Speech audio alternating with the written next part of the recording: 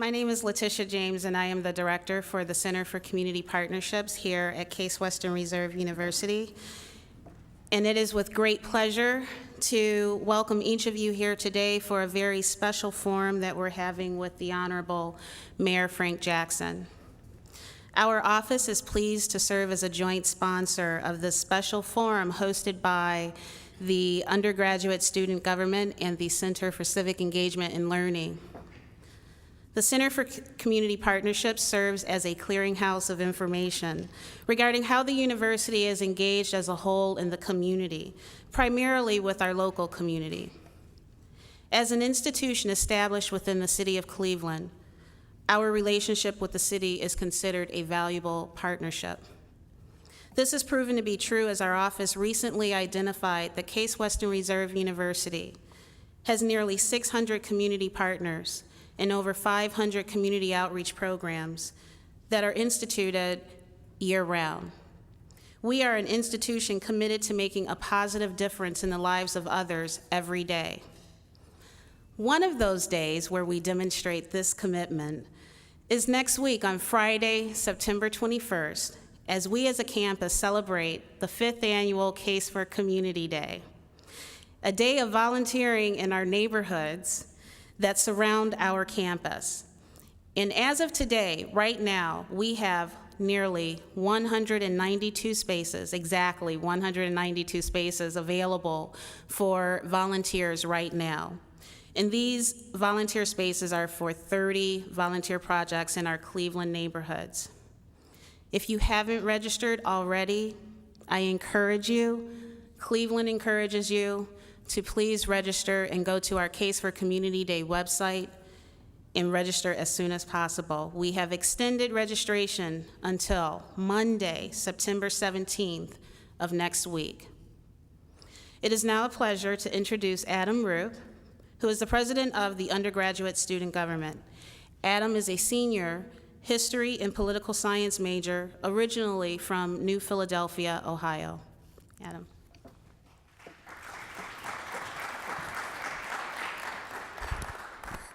Thank you, Letitia. We're excited to have you here today, Mayor Jackson. The Undergraduate Student Government at Case, along with the Center for Civic Engagement and Learning and the Center for Community Partnerships, is excited that you're here to talk to us about the importance of being active members of our Cleveland community. Community service isn't something that we take lightly here at Case. With over 20 student organizations whose focus is here in our community and abroad serving other citizens, we are truly committed to it. We actually dedicate over $2,500 of our annual budget in the student government to community service organizations and the good work that they do.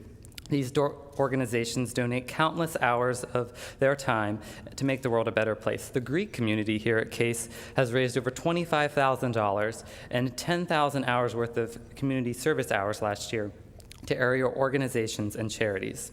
From tutoring right next door at Church of the Covenant to traveling as far away as South America to help build water treatment facilities, Case students are continually engaged in service to our communities.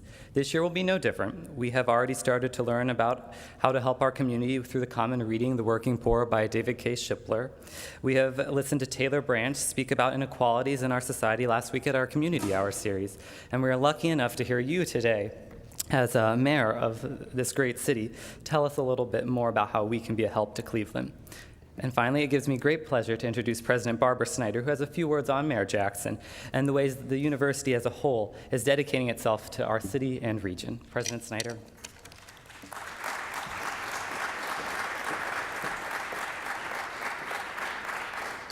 Thank you, Adam. We are honored to have Mayor Frank Jackson, our city's top elected official, address us today as part of our collective reflection on this year's common reading, David Shipler's book, The Working Poor. The experiences that led Mayor Jackson to ultimately seek and win this office make him uniquely and personally qualified to speak to you about his city and its future. No matter what your politics, no matter what your opinion on any particular decision this mayor has made, one point is never, ever argued. Frank Jackson is of this city, He loves this city, and every action he takes is driven by his belief that it is best for this city. Our mayor grew up in Cleveland, in the Kinsman neighborhood, just a few miles from where we are today. He often talks about the code that he learned growing up in a tough neighborhood. Don't lie and follow through on what you promise. Good advice, no matter what your neighborhood. After a stint in the Army in Vietnam, Mayor Jackson returned to Cleveland and worked factory jobs while studying at Cuyahoga Community College. He later earned a master's degree in urban studies and a law degree from Cleveland State University. He pursued higher education, he told a reporter in 2005, because he believed that he needed college degrees to be taken seriously by some of the educated people who thought they knew about race and poverty but hadn't lived it. People take Mayor Jackson seriously now, and not just because of all the letters that follow his name.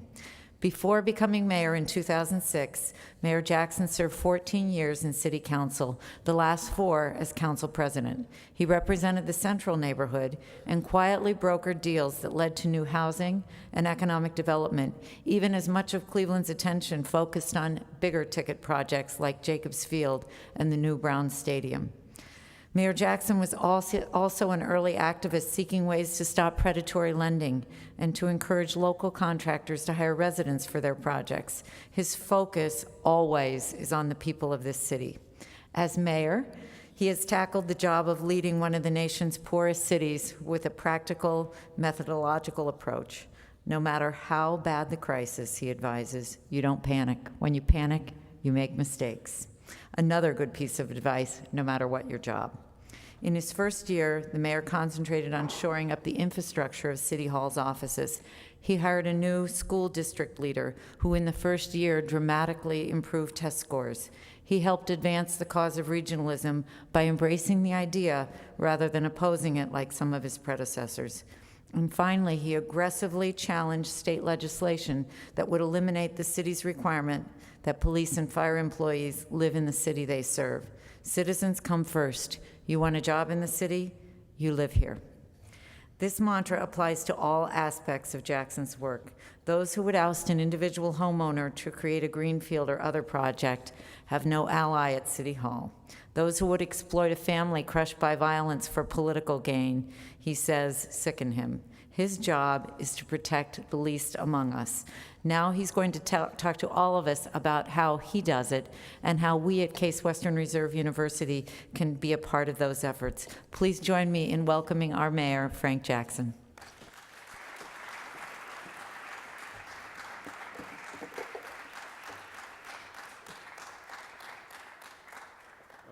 I'm going to try this first on questions and answers. I'll turn this one on. Good evening. Good evening. Thank you, thank you. You doing okay? I hope so. Well, they told me I was supposed to talk about the vision, my vision for Cleveland, and how Case Western Reserve University would fit in that, and you as individual students. And then they told me you read a book, The Working Poor and Visible in America. How many read the book? All right, good. All right, good. Well, let me start off by saying that I believe in what you campaign on, what you say in a campaign is what you should do. It should be no difference. So I don't have campaign time and doing time. All that to me is the same. It's all the same. And I've started off by saying, and I intend to do it, is to make Cleveland a great city again. And to make it a great city in all aspects.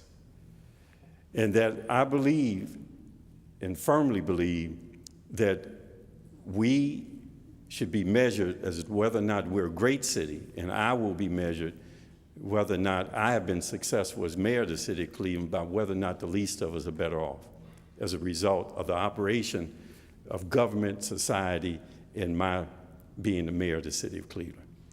Now, I always add into that, I'm not talking about welfare and charity. I'm not talking about welfare and charity. I'm talking about bringing everybody into the fullness of the prosperity and the progress of this city and region. Now, that's a good thing to say, but how do you get it done? How do you get it done? So I came in being what people thought I wouldn't be, a proponent of regionalism. That's a very practical thing to me, very practical thing to me. You know, they say that Cleveland is number 4 now in poverty. We went from 1 to 12 to 1, now we're number 4. To me, there's no difference in being 1, 12, 1, or 4. It doesn't matter. If we were 30, it wouldn't matter to me. Why? Because if you are in poverty, what difference does it make to you? It makes no difference to you. So I believe not in a regional government, but in a regional economy. And the purpose for me believing in that is that I know that in order for us to compete on a national and international basis, that we can no longer steal from each other. We cannot internally steal from each other as a region. So in order to promote that, I wanted to have a regional economy where we as municipalities within the county and within this region would have an agreement that we would not steal from each other, no poaching, by providing different incentive packages to make it better for you to be in this city as opposed to that city. And I believe that we should have businesses and companies move throughout this region based on what's in their best economic interest, not based on what I offer them or don't offer them. It should be based on where their markets are, access to transportation, their labor force, all those things that business people have to take into consideration when they think about how do they and where do they locate their business. And if we are allowing that, businesses to move freely throughout this region and not poaching from each other, or providing incentives to encourage them to come to our city, then we should have revenue sharing, which means as those companies move from one city into another city, that city it moves to should share the income tax 50-50 with the one it moved from. Then that way, we can begin to solidify our region as a regional economy, looking at it as a unit. In that, we also have the dynamics of urban centers having to be able to afford city service. That means that if I lose that company, even if I don't lose all of the money, I am losing some. So how do I, when we have rising costs of operation and my revenues are stagnant, how do I fill that gap? How do I fill that gap? Either I have to raise more money through taxes, or I reduce the cost, or I do a combination. We're not raising taxes, so the only alternative I have is to have a better economy that would provide better prosperity for everybody, and to reduce the cost of operation through a more efficient government. How do we do more and better service for less money? All that works. All that works, and I guess it makes some kind of sense. And then when we look at rebuilding the city of Cleveland and having the city of Cleveland as an attractive place to live, work, play, and do business, I have to create quality of life in the neighborhoods of the city of Cleveland. I have this theory that some people call it the broken window theory. I call it symbols of neglect theory. That whenever we allow our city to go through a process where there are symbols of neglect, even though we may not be controlling that process of foreclosure, that we are not the ones who can have much impact on it. The issue is, and the problem is, that even though we may not be able to impact it because it's a state and federal issue, we have to clean it up. We have to deal with it. So how do we eliminate these symbols of neglect? How do we get rid of abandoned houses, dumping, high weeds, chuck holes, graffitis? How do we do that? Because when we do that, and we get rid of these symbols of neglect, we are saying to the people who live in that community and the people who visit that community that we care. Our failure to do that means we don't care. And it's an invitation for criminals and those who just want to take advantage to come there and to do things that are not good for the individuals in that community or that community as a whole. So part of what we do is that. This is the vision. How do we make a great city? How do I make this city economically viable city, a city where people want to live, work, do business. But key to all this, if I'm able to accomplish all these things I mentioned and more, we will fail. We will fail. We'll be back having a discussion about the same issues in a few years. The key, and there are no panaceas, no silver bullets, but if you want to get close to one, the key and the glue that holds all this together is education. Education. Because education gives us the ability to give young people choices in life, whether it's through higher learning and a professional career and path, or through some vocational learning where we can have direct employment into our employment areas. All this stuff is tied to education. And I will tell you that I believe education is a regional concern. Again, I don't believe in regional structures thinking we're going to get an outcome. I believe that we should determine where we want to be and make those structural changes we need to make to get there. So I don't believe in, at this point, a regional school district. But I do say that we need regional academic standards. A standard regardless of where a child goes to school, regardless of who that child is or the environment they live in, that we have the same academic standard and to apply those resources in such a way that that occurs. And to have direct connectivity between our public education, our private education, and our higher learning. So it is seamless, seamless. So again, that is a vision that I have, a vision to making Cleveland a great city. Now, how does all this stuff fit in here about, you know, the working poor, invisible in America, the least of us? None of this works for me if at the end of the day, those who have been traditionally left out and disadvantaged, who are the least of us, are no better off. A regional economy helps me. Why? Because I know that if a company stays in this region, expands in this region, or there's new investment in the region, it's good for Cleveland. Why is that?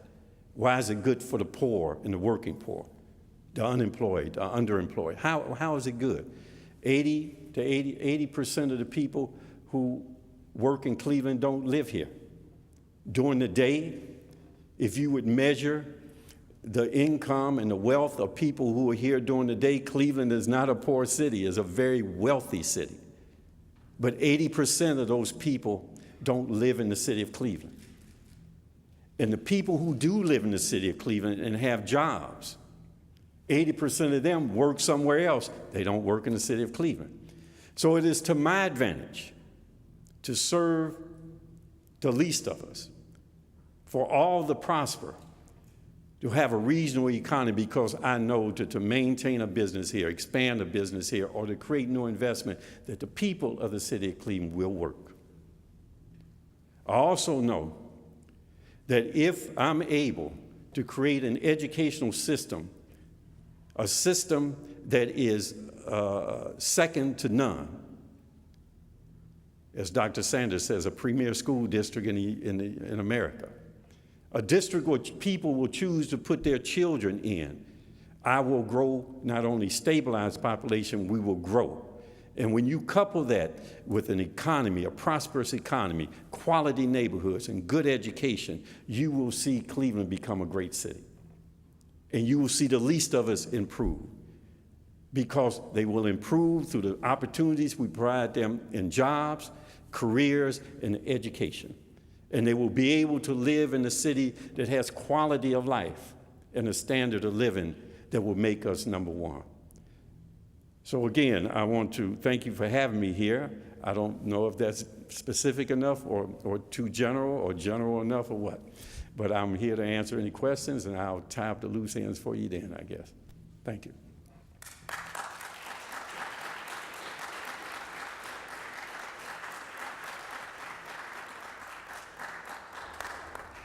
If you have questions for the mayor, we have 2 microphones on either side. And now, I will answer any question. Doesn't matter to me. You don't get personal, and I don't take it personal. But anything that has to do with the mayor of the city of Cleveland, regardless of what it is, I'll answer. Good afternoon, Mr. Mayor. Just a few questions. Actually, a couple statements beforehand.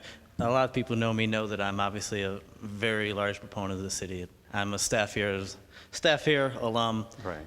Very important to me. A few things I agree completely with your stance on regionalism. That's always been something I've supported from day one, because no one truly lives in one city. I'd be hard pressed to find one person who lives, works, plays all in one city. So I think you're spot on there.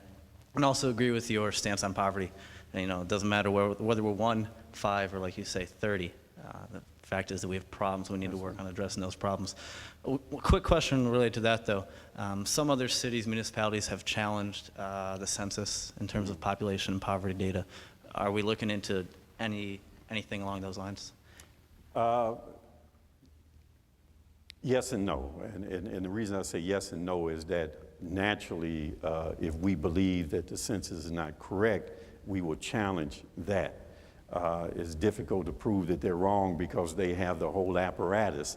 But there are those who have these methods that they drill down into data in a way that they can say that whether or not the census is valid or not. So if it comes out in a way that's way off the mark, of course we will say that we want them to come back and relook at it. But no, in the sense that what difference does it make? And I'll tell you why. I know there's a lot of people who are real hyped up over numbers, and I would like to have the city grow in population. I like to stabilize it and grow. But right now, what I have to do is to take care of who's here and create the environment and opportunity for people to want to be here. Example, take education. It's easy for me to get empty nesters or young people without children. That's not a problem. They'll live downtown, that's not an issue. My growth market is in young people with children's families, young people with children. And if I know that's my growth market, I have to do things, have policies and outcomes that will facilitate that. And one of the key impediments to me gaining in my growth market is education. People make choices when their children become of school age, they go somewhere else, or they stay here and pay double. They pay property tax and private tuition. It's not fair.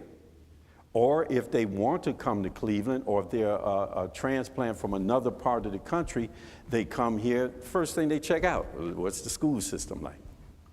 And then they make a choice. And then they work in Cleveland, they don't live here. So I have to be able to create the environment that wants that to happen. So in immediate sense, I wouldn't be as concerned about it because I know we have a lot of work to do. If it's that far off that I just think you're just wrong, then yes, then I think we should challenge it. Okay, and then 2 quick ones, and I promise to sit down and stop bothering your time. Related to regionalism, with Avon trying to make the interchange out 990, what role is the city having in NOACA's decision? And then I'll sit down, I'll ask my other one, and leave you alone. No, you don't have to. I'm fine. And then, because I'm sure there's other people who want the microphone besides me. They're not lining up. And in regards to the recent announcement that the Cleveland Clinic is pursuing a possible relationship with Columbia, that obviously has big impacts both on the city, on our institution. Well, let me deal with the Avon interchange. Okay, no, both of those include Cleveland Clinic, by the way. We're concerned about the Avon interchange. And the reason why we're concerned about it is that the same reason why I believe in the regional economy. If we're going to talk the game, let's walk the game, right? In no sense running off the mouth about, like I say, they hold politicians to that standard. You said this when you was campaigning, and look what you're doing. Well, I just think the whole world should be saying one thing and doing the same thing. So if I'm a campaign on something, then I expect you should have the expectation to hold me accountable for what I said. We can't have people, whether corporate people or whoever, talking about regionalism and the need to work together and to become a unit and then make decisions that are totally in their self-interest without having a regional plan. So that's my concern about interchange. Now, it's a yes and no on that too. People want black and white. It don't exist all the time. The other side of the coin is that Avon is a growing area. For whatever reason, they're growing. And they have significant traffic issues out there. And this interchange is something that will also help them to address, which is a real issue for them, their traffic patterns and congestions out there. So in some sense, I'm not against the interchange. But if we back up and we look at the long range and we say to ourselves, are we walking the game that we talk? Then I think we need to look at this in a way that allows for economic development to occur because businesses want to go there, as opposed to being driven by developers and development that will create a couple of million square feet of retail, commercial kind of office space and retail associated with that. Where is it coming from? Where is it coming from? We're building additional capacity where we have no additional demand. Where is it coming from? That means you got to steal from somebody, right? Isn't the point of regionalism that we do not steal from each other, either by providing incentives or these other kind of subtle ways of doing it? So I just believe in my concern about the interchange is not anti-Avon because they need some help out there, but are we really doing this in a planned way that will be good for this region? Or are we just allowing the building of additional capacity with no more demand, which means we'll steal from somebody? If you have 1 million, 2 million square feet of office, commercial, and retail out there, it's coming from somewhere because it's not moving into this region. It's not moving into the region, so it's coming from somewhere. And part of that somewhere might be the city of Cleveland. What would Elyria say? What does our western suburban, Westlake, Bay Village, what are they saying? All of them have that concern. Now, the partnership with the clinic in Columbia, I don't know the details of it. I do know that there has always been competition, intense competition between the clinic and universities' hospitals. And it's not always been a pleasant environment. And I believe that over a period of time, it got pretty rough. I will say that Dr. Cosgrove at the clinic and Mr. Zente at University Hospital have toned a lot of stuff down, and that they have begun a working relationship with each other that is far superior than the past. So I don't know why the clinic made that decision. I don't know why. I would suspect that they made it based on some relationships they have and their interests.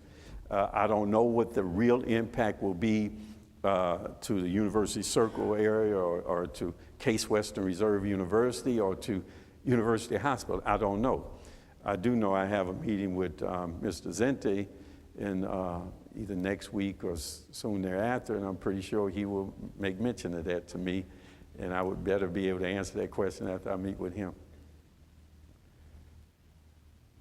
Other questions for the mayor? Yes, sir. Good afternoon. I have two questions. They both deal with education. You mentioned education in brief.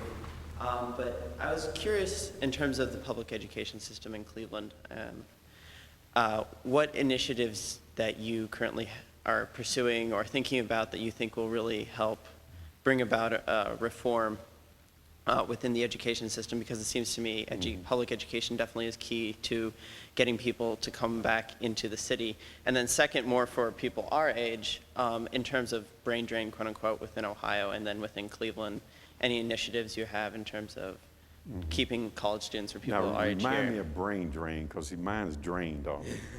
So remind me, let me deal with public education and initiative. We were able, after Ms. Barbara Bennett left, to bring in Dr. Sanders as the new CEO. He has developed a strategic plan that is a 5-year plan. And his plan is very detailed, and it has different milestones in it. And this year, as you know, he's made some significant changes in single-gender schools, uniforms. John Hay was here already under Lisa Ruda, who was the interim superintendent.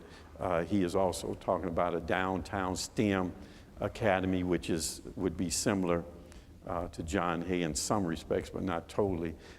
That will help to stabilize and give people options, because if someone is thinking about moving to Cleveland and they know that my child will go to this school and they know that's a great school, then they will make that choice based on that school, not the system in whole. And as you know, he's gone from academic watch into continuous improvement. Now he's in the lower end of that. He's not in the middle of that spectrum and continuing. He's in the lower end, which means we have to be careful he doesn't fall out. But his strategies and plans, I'm confident, will move us further through continuous improvement into the next level, which is, what is the next level?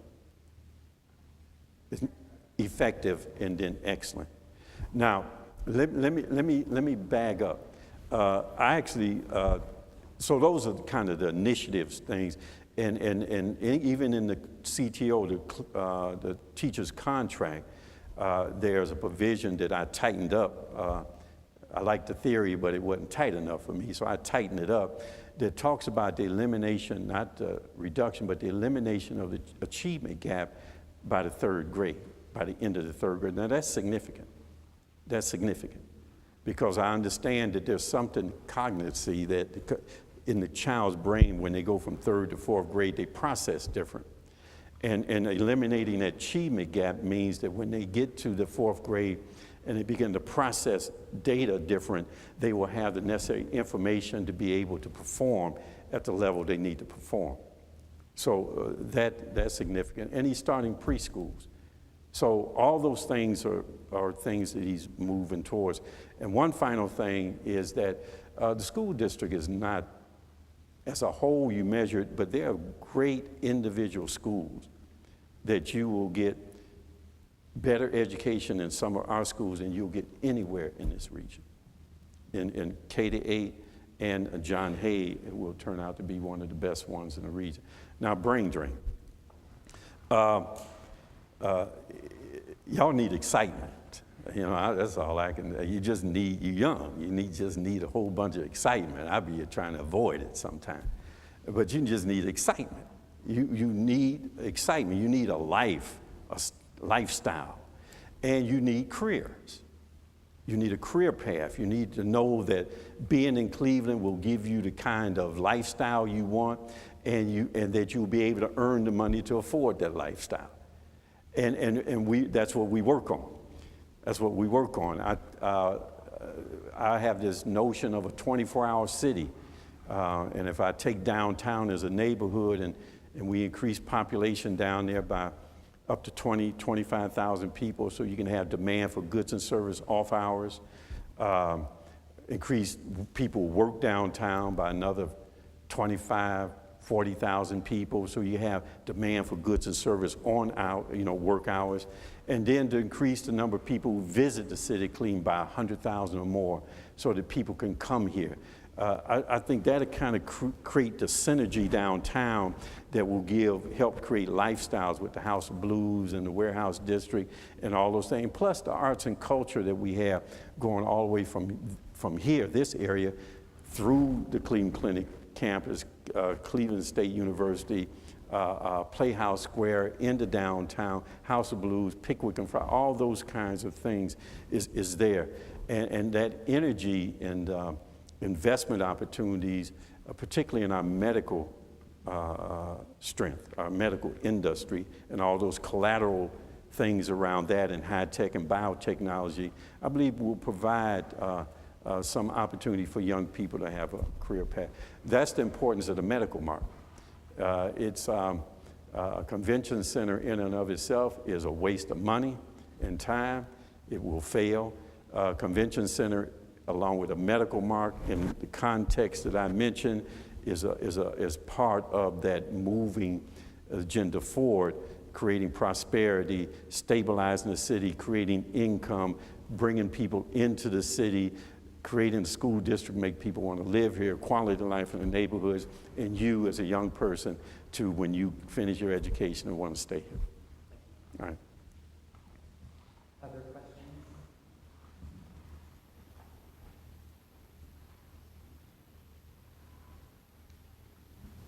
Afternoon. Afternoon, ma'am.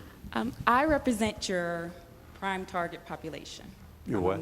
I represent your prime target. My growth? Yes. Oh, you're my growth. Your growth My growth population. population. I am a mother of 4, Mm-hmm. and I'm a student at Case. And you mentioned, I'm very inspired by your economic development plan and your regionalism. However, I did not hear safety mentioned in your visionary plan. Stacy? Safety. Safety. Yes, safety. I moved out of the city, one because of education, but another because of safety. Now, I view safety and crime 2 different ways. Crime happens everywhere. Crime happens in my city. However, when it does happen, I feel safe and assured that the police will come and address my issues. So what is your plan of addressing safety as well as bringing me, your growth population, back to the city and ensuring that I feel safe? Now, you're right. Safety and crime are related, but not necessarily identical issues. And that is my point about symbols of neglect. My theory is, and I believe it works, is that whenever you have symbols of neglect, all these negative, abandoned houses, dumping, high weeds, quality of life kind of things, lack of city service, all these kind of things, is an invitation for people. Well, you can come here, do what you want to do because nobody cares. That becomes a safety issue because even if there are no crimes committed on that street or in that block or in that immediate neighborhood, just looking at all of that, it creates in people the feeling of being unsafe. So that's part of what I'm talking about. How do we deal with the appearance, the impression, the image, the perception of it? And that's part of getting rid of these symbols of neglect. That's why I talk about all the time providing more and better service for less money. My money is not as much as I need to be able to do some things, but so we have to do a better job of what we have, be more efficient about it. You know, they sweep the streets now. They haven't swept streets in years. They fill potholes. When we plowed, when we had this blizzard, this storm last winter, people could get in and out of their houses in the neighborhood. So they didn't feel isolated. They didn't feel neglected. All these kinds of things, and I think that's really a demonstration of that we care. And I will say something else to you to get exactly to your point, how they're related but not connected, crime and safety. If, as a councilman, when I was 16 years in council, if I had an abandoned house here, high weeds and dumping around that property, a vacant lot with high weeds, graffiti, that kind of stuff, streets in disrepair, basically neglect stuff, and I had a crack dealer. The person that crack dealer was in front of their house or just a few doors down, who do you think they called me about first? What do you think they called me about first? They didn't call me about the crime. They called me about the safety. They called me about the abandoned property, whether or not it was boarded up, whether or not there was dumping around it, if it was a vacant lot, if the weeds were that high or someone was dumping on that, if there was graffiti on some commercial structure down the street. That's what they called me about. And when we got rid of that, then they called me about the crack dealer. Interesting, isn't it? Interesting. And so what I think we're happening in the city of Cleveland, we have crime and we have safety concerns. You don't hear people complaining in Cleveland anymore about service. And people would say, oh, it's because crime is open. No. The crime is overall. I don't say this because if you're the victim of crime, what difference does it make to you? But crime all in Cleveland is down 15, 16, and I have to check the stats when I meet with the people next week as to whether it's gone down more. But what difference does that make? So overall crime in Par 1, severe crimes are down except in homicides. So my point is there's a connection, and they're not connected, but they're partners in a way. And we're dealing strongly with the perception. The crime is another issue. Now, if I can speak a little bit more on crime.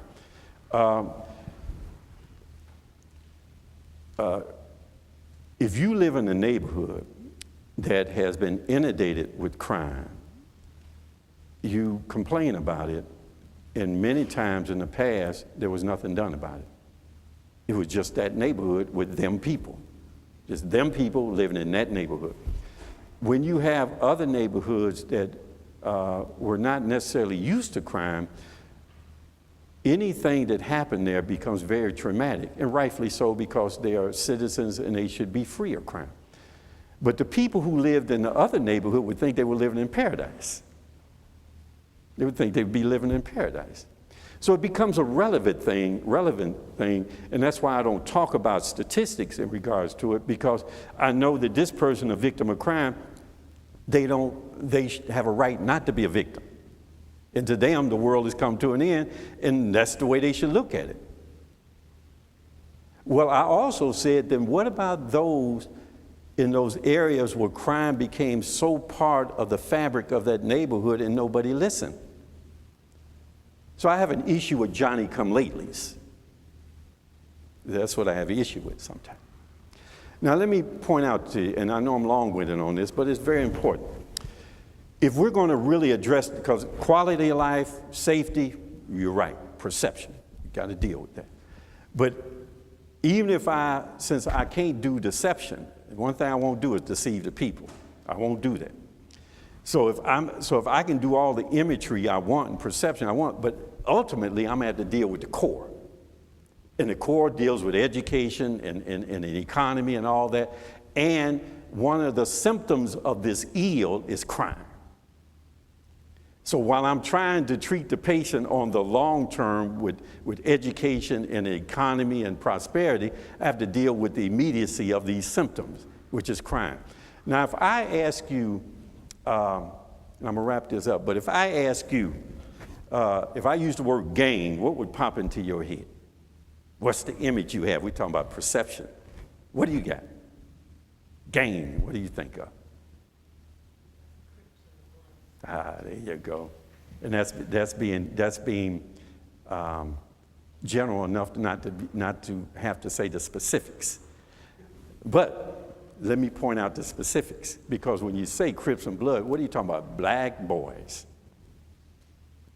Black boys in some form of uniform, whether they're colors of blue or red, or they're long white T-shirts, pants below their behind, white tennis shoes and a baseball cap cocked that way on their head.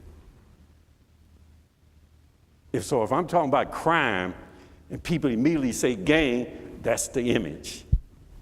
And that's who they want me to jump on. Well, I know they're a problem, but I also know that everyone who wears their uniform is not in a gang, and neither are they bad kids.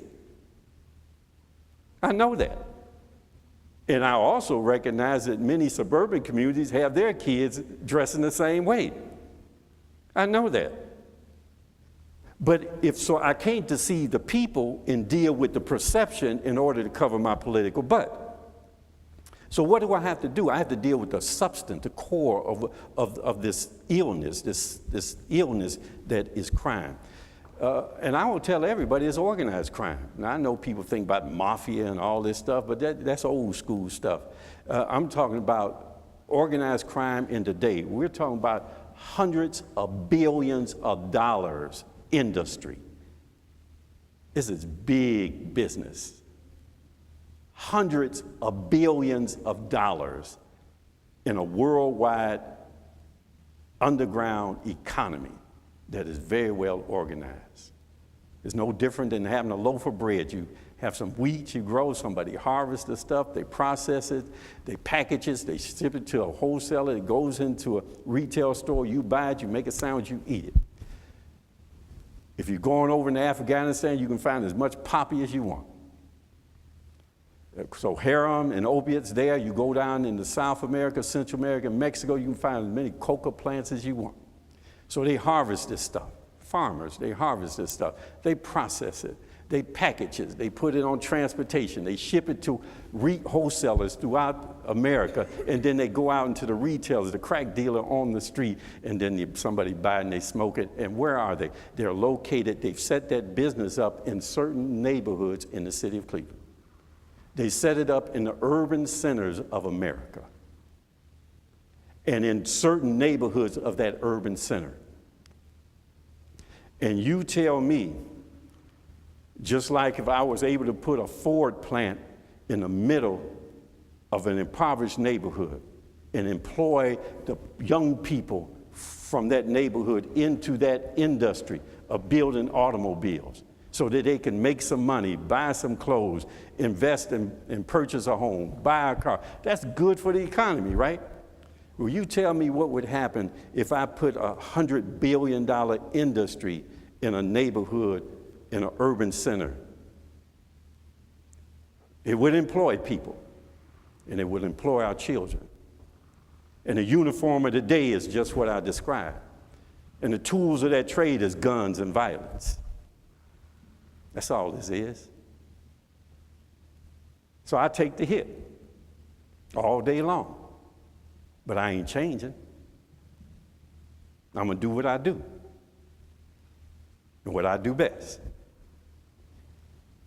And since I became mayor, we've indicted over 200 people, federal indictments with our partnership, FBI, DEA, Alcohol, Tobacco, Firearm, CMHA, the county sheriff, our police department, and indicted over 200 people involved in this organized crime network, going all the way back from Mexico into Detroit, Chicago, Seven Hills, Palmer Heights, Beechwood, Bay Village, and on the streets of the city of Cleveland.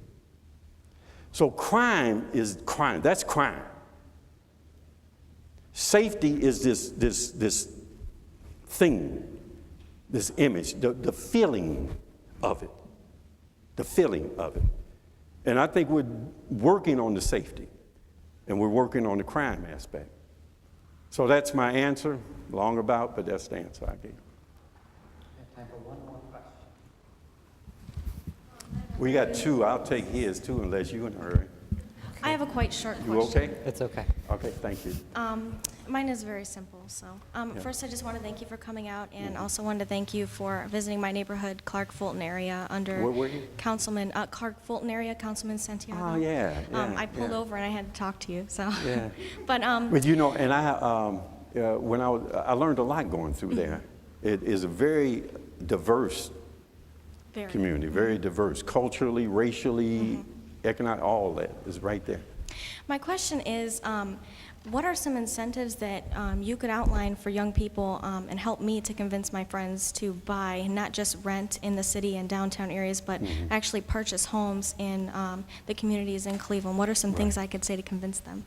Well, safety, safety, perception, that's one thing. And people make those choices. Education, that's another thing. Absent those two, and you find a neighborhood that's both of those are not as pressing of an issue.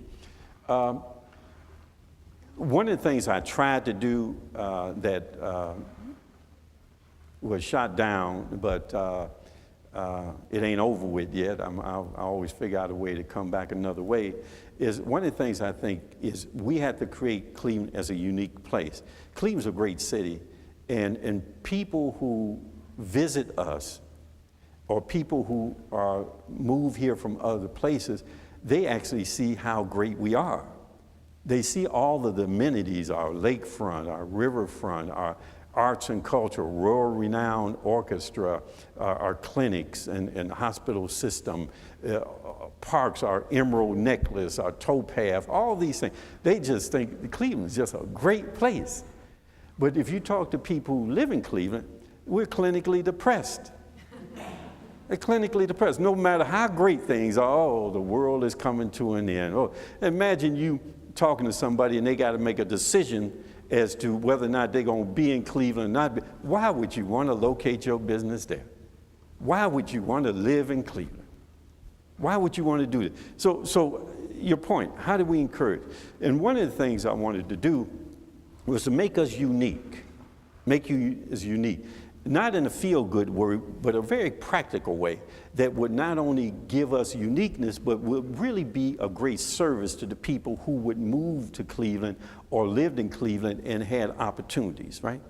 And that was sustainability.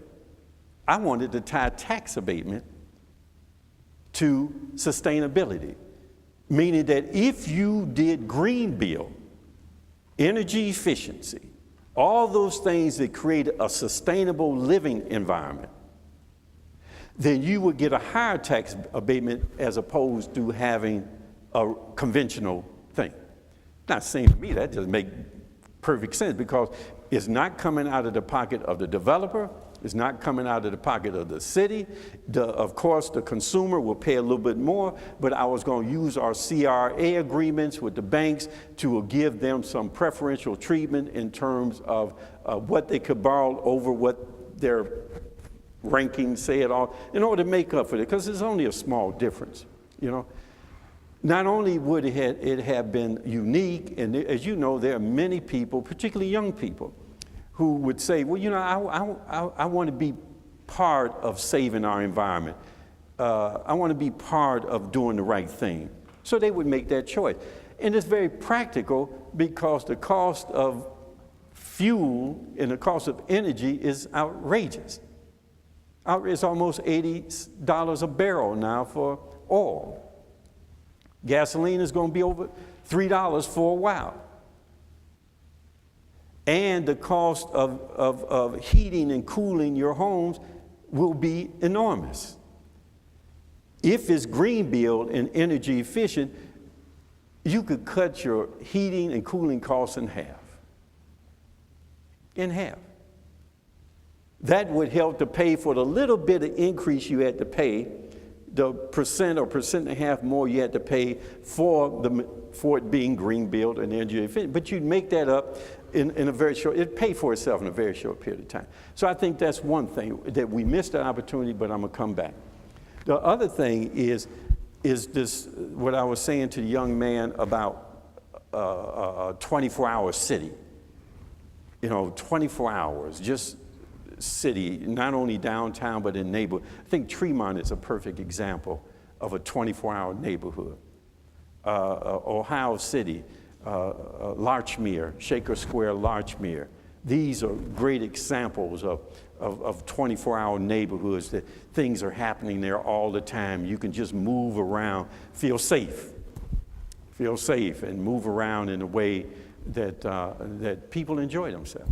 So those are the kinds of things. We have one more, the gentleman.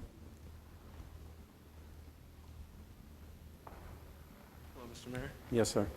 As you were saying before, drug use is a big Right. issue. But for Drug the majority, sales and use, yeah. for the majority of the people involved in drug sales and whatnot, it's not really a criminal problem, but a health problem. Mm-hmm.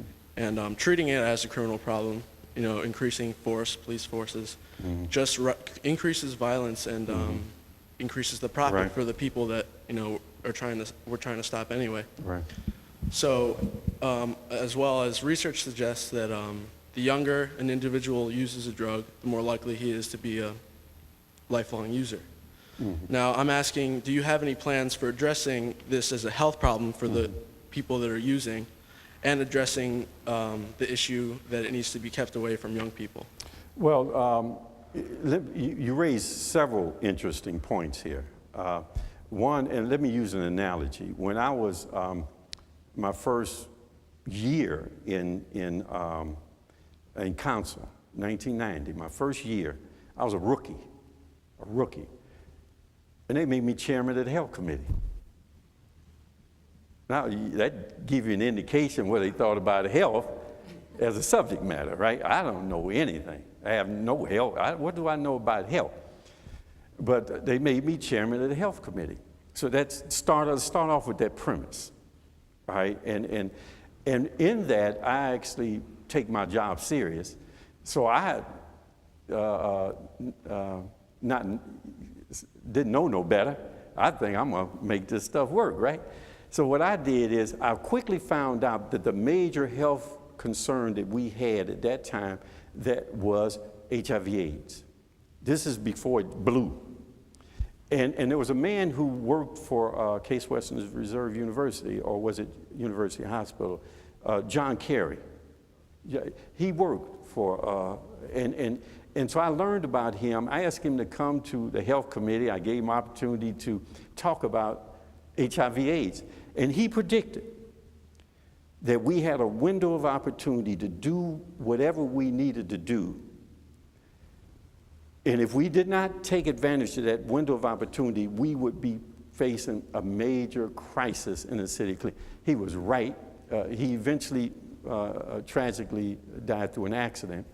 But he was absolutely right. He predicted it to the year. And in that year that he said it would happen, we declared a state of emergency in Cleveland around the epidemic of HIV/AIDS. All right? So, I want you to get context here. Now let's move to drugs. One of the interesting questions you raise is one that has been around a long time, and that is the similarity between our approach to drug abuse and prohibition, where we have made the use of drugs, the whole drug industry, an illegal proposition, and there are those who talk about legalizing. Now, I don't believe it. I don't agree with it.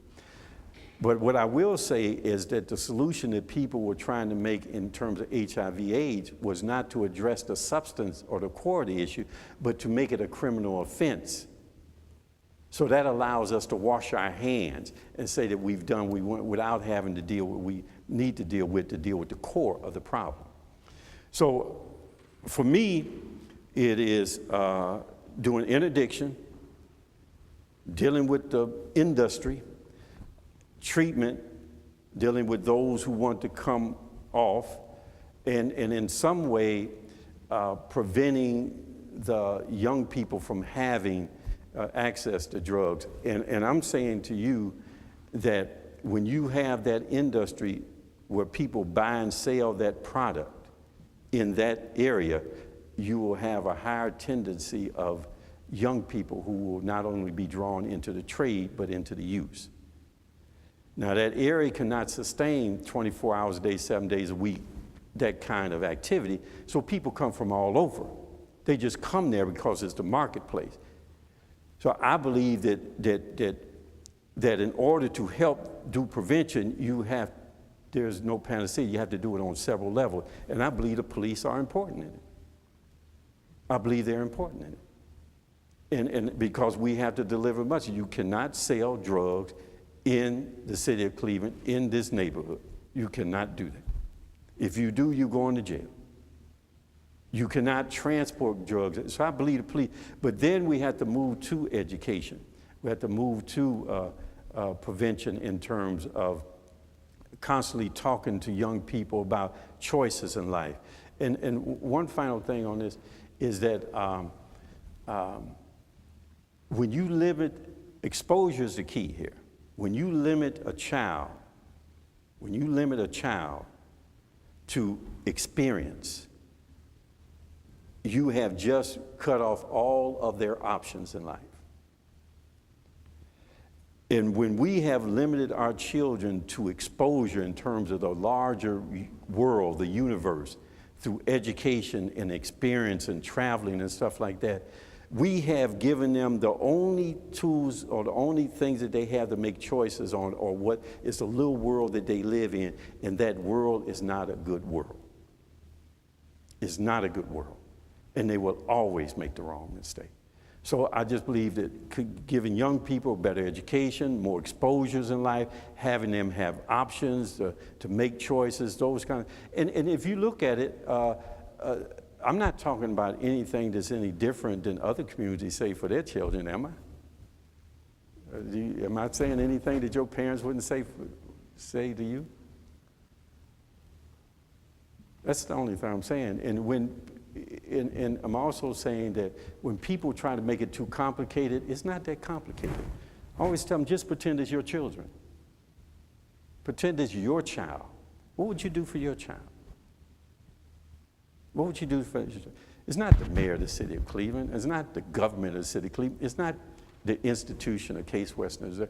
It is, what do we do for our children? And it's a community.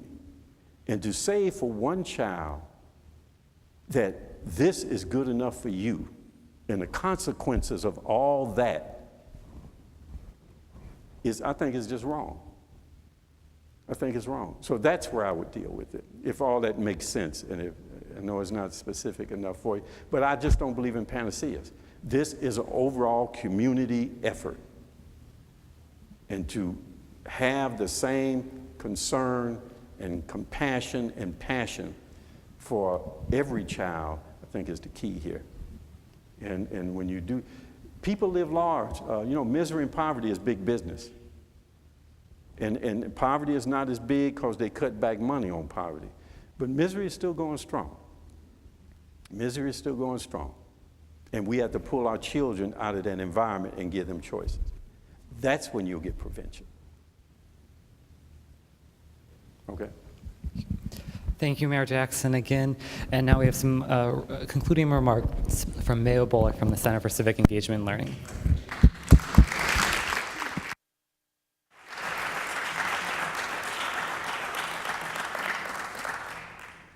Thank you very much for taking the time to visit the campus. Thanks all of you for coming on such a beautiful afternoon and thinking about these issues that are very close to home. Mayor, I think despite all the things that you have to deal with every day and all the problems, you strike us as an optimist. And I love the quote that is from your website that is on the back of our program about a Cleveland attitude, where the mayor tells us, invest in Cleveland with your attitude, an attitude of greatness, an attitude of can-do, an attitude of sacrifice, where all of us give up a portion of our self-interest to ensure that we are a great city where everyone shares in the fullness of our prosperity. On behalf of the Center for Civic Engagement and Learning, who's one of the co-sponsors today, our motto for this year is break out of the bubble, connect with Cleveland. So we want to capture this attitude. You will be our mantra. We want to see students and faculty get off campus and engage in service through volunteerism, through work-study positions, through curricular options, and through research. I do want to call your attention to some upcoming programs that are on the back of the program. Tomorrow we will have our annual service fair, again called Break Out of the Bubble and Make a Difference this year. And we'll have many student organizations as well as local agencies. Letitia has given a plug for Case for Community Day, and I'd like you also to think about SATCO, Fall SATCO, where students and faculty and staff and community members can get together in activities that take us off campus. And then Baker Nord Center will have a speaker on the 27th about Cleveland and Sprawl, a global perspective.